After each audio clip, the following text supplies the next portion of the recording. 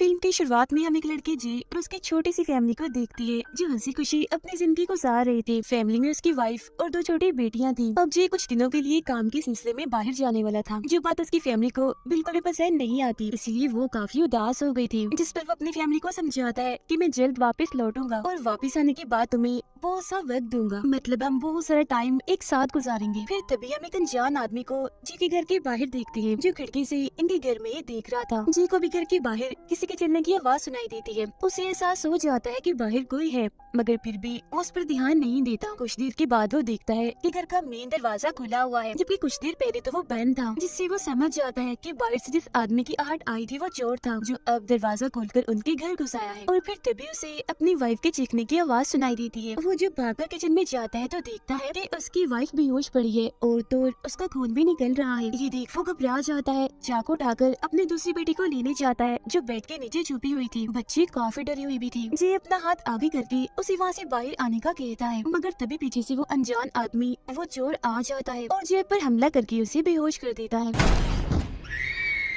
अगले सीन में जी को जब होश आती है तो उसका चेहरा एक कपड़े से ढका हुआ था, जिसे हटाकर वो देखता है कि अब वो अपने घर में नहीं बल्कि एक काफी बड़ी बेसमेंट में आ गया है। उसका एक हाथ हथकड़ी से बंधा हुआ था, जिसका मतलब था कि वो अनजान आदमी उसे किडनैप यानी अगवा करके यहाँ ले आया है। मगर वो यहाँ अकेला नहीं था, बल्कि उसके जैसे और भी 3 लोग यहाँ फंसे हुए थे। उन्हें भी यहाँ पर बांध के रखा हुआ था, जिनमें एक लड़की थी, एक सिक्योरिटी गार्ड और एक ऐसा आदमी जो बेहद ही जख्मी था। चारों ही एक दूसरे को नहीं जानते। बात करें उस जख्मी आदमी की तो किडनैपर इन्हें जो अगवा करके उन्हें यहाँ लाया था, उसने इस आदमी को काफी टॉर्चर किया था, यानी उस पर काफी जुल्म किया था। उसने इसके पूरे जिस्म की खाल निकाल दी थी और साथ ही उसका मुंह भी सी दिया था, जो इस बात की तरफ इशारा कर रहा था कि किडनैपर ने उसका मुंह बंद करने की कोशिश की, क्योंकि हो सकता है ये उसे पहचान गया हो। तो वो नहीं चाहता था कि वो किडनैपर के बारे में किसी को बता सके कि आखिर वो कौन है।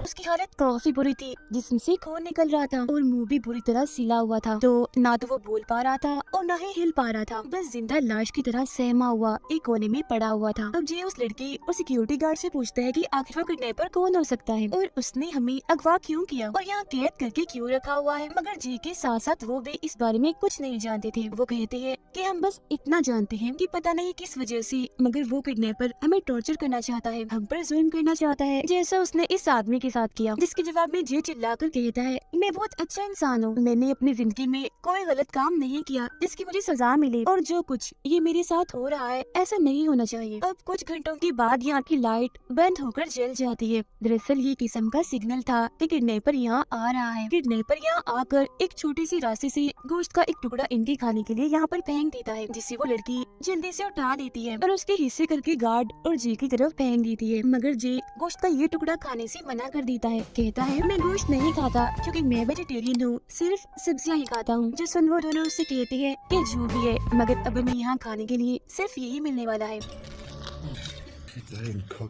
और क्योंकि वो जख्मी आदमी कुछ खा नहीं सकता तो किडनैपर उसे जिंदा रखने के लिए इंजेक्शन देता है। अब जी अपना दिमाग लड़ाने लगता है, क्योंकि वो कैसे भी करके इस जगह से भागना चाहता था, मगर वो लड़की और सिक्योरिटी गार्ड तो वहाँ चुपचाप पड़े रहते हैं। वो यहाँ से भागने की कोशिश नहीं करते, क्योंकि पहले वो काफी बार यहाँ से निकलने की नाकाम कोशिशें कर चुके हैं, इसीलिए हिम्मत हार के बेबस पड़ी है। जी अपने हाथों से दीवार को कुरेदने लगता है, मगर इस बीच उसकी एक उंगली का नाखून निकल जाता है, जिससे उसे बहुत तकलीफ होती है।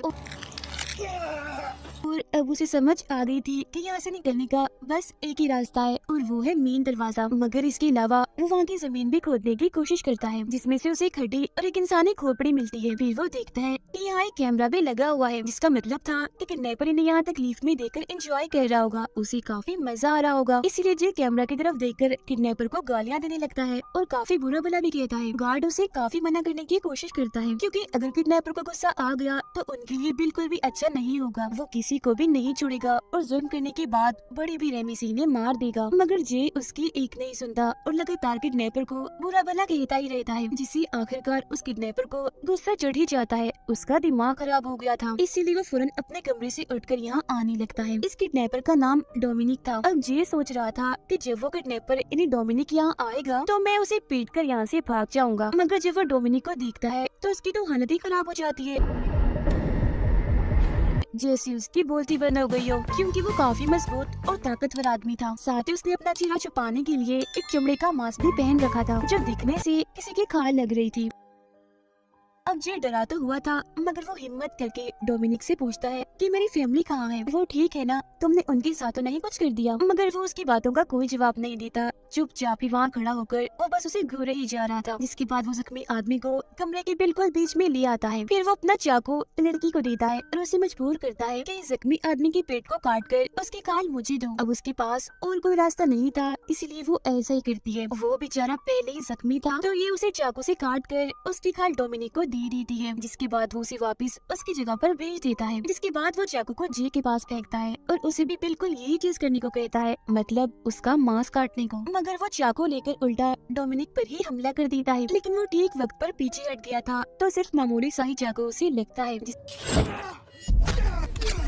इसका मतलब था कि जे अपने इस हमले में नाकामयाब हो गया था और अब उसकी खैर नहीं थी। डोमिनिक फिर अपने कोहनी से उस पर हमला कर देता है। अब जे की इस हरकत पर वो उस लड़की को सजा देने वाला था, इसीलिए वो खुद उस लड़की का मुंह पकड़ता है और गार्ड को बुलाकर उसके मुंह में एक पाइप डालने को कहता है। फिर पाइप के जरिए उसके मुंह में जिंदा कीड़ा जिस पर ब्लेड लगी हुई थी डालकर उसका मुंह बंद कर देता है। वो कीड़ा लड़की के गले में अटक गया था, जिससे उसे काफी तकलीफ हो रही थी और सांस लेने में भी मसला हो रहा था। मगर फिर कुछ देर के बाद उसके मुंह से खून निकलने लगता है, जिसमें वो कीड़ा भी बाहर आ गया था। जी उस कीड़े को कुचल कर ब्लेड अपने पास रख लेता है और फिर उससे अपनी रस्सी को काटने की कोशिश करता है। गार्ड उसे अभी भी मना करने की कोशिश करता है कि वो ऐसा ना करे, वरना अगली बार उन्हें और भी बदतर सजा मिलेगी। मगर जे उसकी एक नहीं सुनता और अपने हाथ की रस्सी को वो पूरा ही काट लेता है। फिर जब डोमिनिक इधर आता है तो जे उसे धक्का देकर इस कमरे से बाहर निकल जाता है। लेकिन बदकिस्मती से इस घर से बाहर जाने के सारे दरवाजे मजबूती से बंद किए हुए थे, इसीलिए वो यहाँ से तो भाग नहीं पाएगा। फिर वो एक एसी वेंट में चढ़कर रेंगने लगता है। वो जगह काफी तंग और छोटी थी, तो उसके वजन से वो टूट जाती है और जे सीधा जाके नीचे गिरता है और फौरन ही बेहोश हो गया था।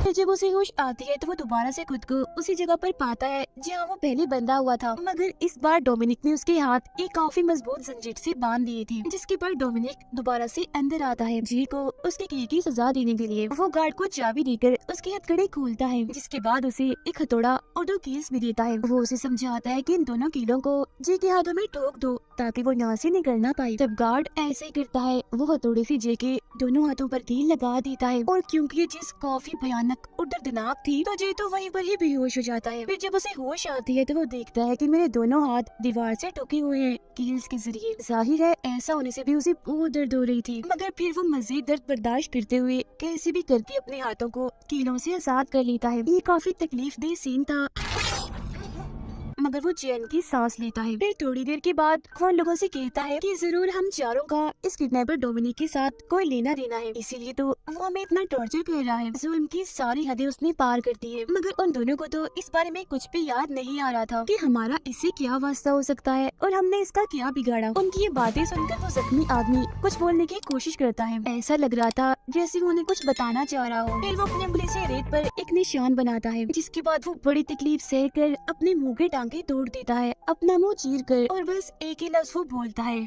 Horse shoe. ये दरअसल लोहे की एक ऐसी चीज होती है जो घोड़े के पैर में लगाई जाती है। अब क्योंकि वो पहले इतना जख्मी था तो अब भी इतना दर्द सहने की वजह से उसकी मौत हो जाती है। अब ये एक लफ्ज हॉर्स शू सुनकर जी एकदम चौंक गया था, क्योंकि वो समझ चुका था कि हमारा आपस में और उस किडनैपर के साथ क्या ताल्लुक है। जो जानने के लिए हम कहानी में चले जाते हैं 20 साल पीछे, जहाँ हम देखते हैं कि जी के बचपन में, यानी जब वो छोटा था, छुट्टियां गुजारने अपनी फैमिली के साथ एक जगह पर आया था जो जंगल जैसी थी। यहाँ उसकी दोस्ती 3 बच्चों से हो गई थी, जो और कोई नहीं बल्कि वही है जो बेसमेंट में इसके साथ गए थे, मतलब वो लड़की, गार्ड और जख्मी आदमी। फिर एक रात जे इन तीनों को एक कहानी सुनाता है जो सच्ची थी कि इस जंगल में एक फार्म हाउस है जहाँ एक किसान रहता है। कुछ वक्त पहले ही उसकी वाइफ की मौत हो गई थी और तभी से वो पागल हो गया है। उसने अपने ही बेटे को अपने फार्म हाउस जो उसका घर था वहाँ पर ही कैद करके रख लिया और उसे इतना टॉर्चर किया कि उसकी सारी खाली उतार दी। और फिर एक दिन तेजधार कुल्हाड़ी से उसने अपने ही बेटे को मार दिया। कहा जाता है कि वो किसान आज भी जिंदा है जो अपने उसी फार्म हाउस में रहता है, और वो फार्म हाउस पता कहाँ है? इसी जंगल में। और वो इसी जंगल में घूम रहा है अपने अगले शिकार के लिए। वो तीनों बच्चे जो कि इस कहानी पर यकीन नहीं करते कि उन्हें ये बस मन घड़त लगती है। और फिर तभी एक बच्चा इन्हें डोमिनिक इनके पास आता है। जी हाँ, बिल्कुल ये वही बच्चा था जो बड़ा होकर वो किडनैपर बना। वो इन्हें बताता है कि मैं भी अपनी फैमिली के साथ यहाँ छुट्टियाँ गुजारने आया हूँ और आप चारों से दोस्ती करना चाहता हूँ। मगर ये लोग उसे दोस्ती तो नहीं करते, बल्कि उसे परेशान करके मजे लेने का सोचते हैं। वो उसे कहती है कि अगर तुम हमारे ग्रुप में शामिल होना चाहते हो तो तुम्हें कुछ डेट्स को पूरा करना होगा, मतलब जो हम तुम्हें करने को कहेंगे वो तुम्हें करना ही होगा। जो सुनकर डोमिनिक इसके लिए मान जाता है। सबसे पहले वो लड़की इन्हीं जे की दोस्त डोमिनिक को एक कीड़ा अपने मुंह में रखने के लिए बोलती है, जिसके बाद जे का दूसरा दोस्त जो मौजूदा वक्त में गार्ड है उसके मुंह पर हाथ रख देता है, जिससे वो कीड़ा डोमिनिक को निगलना पड़ता है। इसके बाद वो लड़की एक मकड़ी को डोमिनिक के सर पर छोड़ देती है, तब वो मकड़ी उसके चेहरे पर रेंगते हुए कान में घुसकर उसे काट लेती है, जिससे उस बेचारे को इतनी दर्द होती है कि वो चिल्लाते हुए वहाँ से भागने लगता है। मगर ये चारों अभी भी उसका पीछा नहीं छोड़ते और उसे पकड़ लेते हैं, जिसके बाद उसे जमीन से बांध दिया जाता है। अब जे का दूसरा दोस्त अपनी बोतल से वो सारे कीड़े निकालकर उसके मुंह पर छोड़ देता है। वो बेचारा अपनी मदद करने के लिए कुछ कर भी नहीं सकता था, और ये लोग भी इतने बुरे होते हैं कि उसे अकेला ही ऐसे छोड़कर यहाँ से चले जाते हैं। मगर जाते जाते वो उसे चेतावनी देकर जाते हैं कि ख्याल रखना कहीं कोई कीड़ा तुम्हारी आँख में न घुस जाए, वरना वो तुम्हारा दिमाग खा जाएगा। वो एक किस्म का उसका मजाक बना रहे थे, उसकी बेबसी पर हंस रहे थे। फिर अगले दिन जब डोमिनिक वापस आता है तो उसके माँ बाप लड़ रहे थे, तब वो तंग आकर वैन से निकलकर बाहर आता है और वही एक जगह पर बैठ जाता है। तभी इधर वो लड़की इन्हें जे की दोस्त भी आती है और उसके साथ आकर बैठ जाती है। वो देखती है कि डोमिनिक के हाथ पर एक निशान है जो और कोई नहीं बल्कि हॉर्स शो का था, जो डोमिनिक ने खुद ही बनाया था उस वक्त जब उसके माँ बाप ने उसका पसंदीदा घोड़ा बेच दिया था। जिसके बाद जे की दोस्त उसे अपनी बातों में फंसा कर उसे पुराने फार्म हाउस के पास ले आती है, जहाँ वो पागल किसान रहता था, यानी जिसकी कहानी जे सुना रहा था। अब तभी इधर उस लड़के की बाकी दोस्त भी आ जाते हैं और डोमिनिक से कहती हैं कि तुम हमें इस फार्म हाउस के अंदर जाके दिखाओ, अगर तुमने ऐसा कर लिया तो फौरन हम तुम्हें अपने ग्रुप में शामिल कर लेंगे। अब जैसे डोमिनिक उस फार्म हाउस में जाता है तो वो चारों उसे वही छोड़कर भाग जाते हैं। जाते जाते वो लोग ये देख चुके थे कि फार्म हाउस में कोई था जो जरूर वो पागल किसान हो सकता है, और वो अब डोमिनिक को पकड़ लेता है। अब उसके बाद ये चारों दोस्त अपने अपने घर चले गए थे, फिर ये दोबारा कभी नहीं मिले, और आज इधर आकर ही इनका आमना सामना हुआ। जब भी तो वो दूसरे को पहचान नहीं पाए। और बात करें उस बच्चे डोमिनिक की, वो भी लापता हो गया था, वापस अपने घर कभी भी नहीं आया। और फिर जब पुलिस ने इनसे पूछताछ की तो इन्होंने तब भी उसकी मदद नहीं की, ना ही पुलिस को डोमिनिक और ना ही उस फार्म हाउस और किसान के बारे में बताया। फिर इसके बाद दिखाया जाता है कि वो पागल किसान सच में उस फार्म हाउस में रहता था। उसने डोमिनिक को वहीं अपने पास रख लिया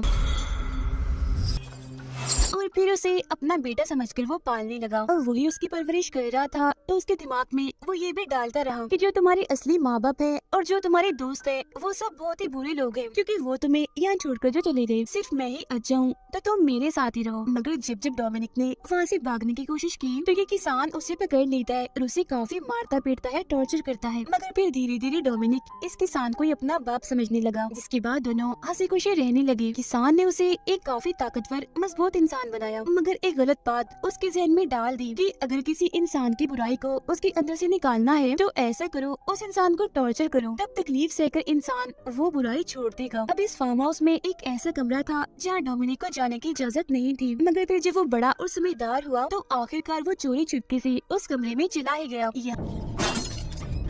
हाँ, कर उसे पता चला कि इस किसान का दिमागी तवाज़ुन ठीक नहीं है, ये पागल है, और पागलपन की वजह से इसने अपने ही बेटे को मार दिया। मतलब जया ने जो बात बताई थी वो सच थी। इसके अलावा उसे एक हैरान करने वाली बात ये भी पता चलती है कि इस पागल इंसान ने डोमिनिक के माँ बाप की वैन में भी आग लगा दी थी, जिसमें जलकर दोनों ही मारे गए। उसने ऐसा इसलिए किया था ताकि डोमिनिक हमेशा उसके साथ रहे और कोई उसे ढूंढने न आ सके। ये सब जानकर उसे काफी बुरा लगता है, साथ ही इस पागल किसान पर उसे गुस्सा भी आ रहा था। मगर तभी इधर वो किसान भी आ जाता है और डोमिनिक को इस कमरे में देखकर उसे काफी गुस्सा आ गया था, इसीलिए वो उसे काफी मारता पीटता है, क्योंकि वो समझ गया था कि क्योंकि डोमिनिक सारी सच्चाई जान चुका है तो अब की बात कभी भी वो मुझे अपना डैड नहीं समझेगा। तो इसीलिए वो उसे रस्सी से बांधकर उबलते हुए पानी में डुबोकर मारने की कोशिश करता है। लेकिन उसकी किस्मत अच्छी थी, वो जैसे तैसे करके वहाँ से निकल कर रस्सी से आजाद हो जाता है और किसान को ही बेहोश कर देता है।